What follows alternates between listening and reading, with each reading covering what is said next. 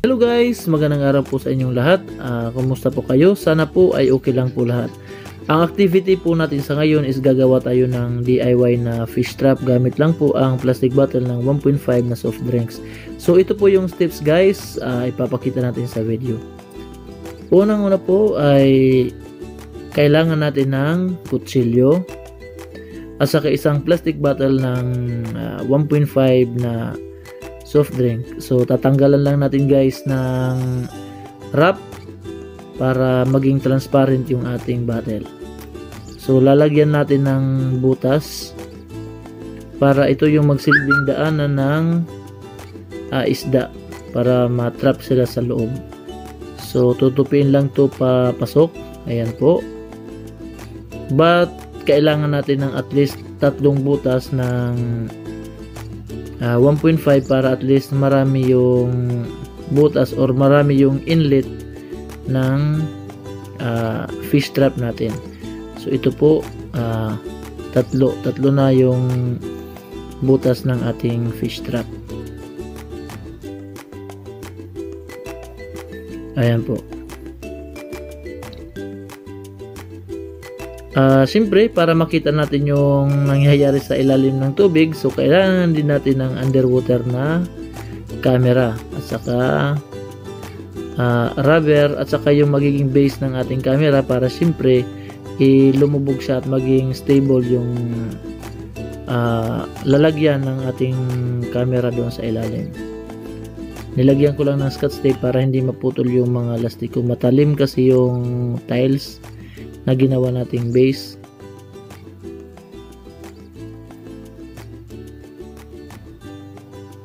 So ayan po guys, ilalagay natin yung base ng camera dito, naka-fixed. Ayan. So ito na po yung magiging hitsura ng camera natin. Ang susunod po ay gagawa din tayo ng parang pana para sa panghuli natin ng crabs or pain na ilalagay natin sa ating fish trap. So ito po, gagawa tayo guys ng pana para pan sa natin, fish trap natin.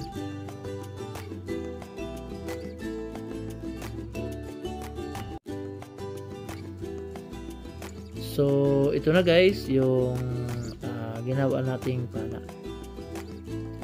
Ito naman po guys ay papunta tayo doon sa tabi ng ilog. So gagamit lang tayo ng motor.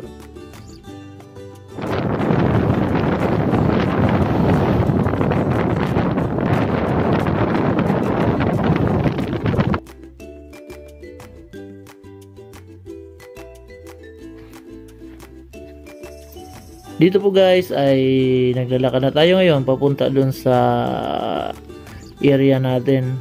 So may kaunting salo-salo kami doon sa nagdala lang kami ng pagkain guys para syempre picnic na din.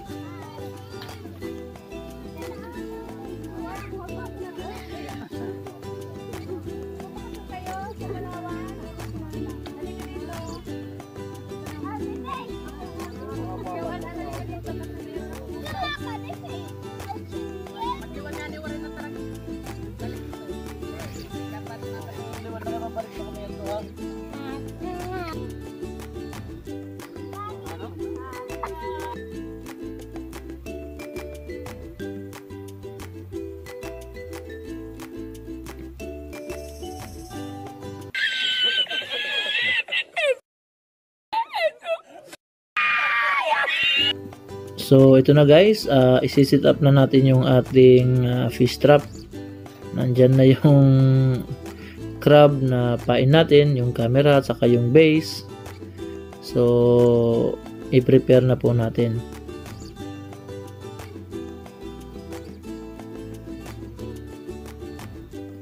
So ang gagawin natin dito guys sa ating crab is tatanggalan natin siya ng yung parang backbone niya para siyempre makain sila na makain ng isda.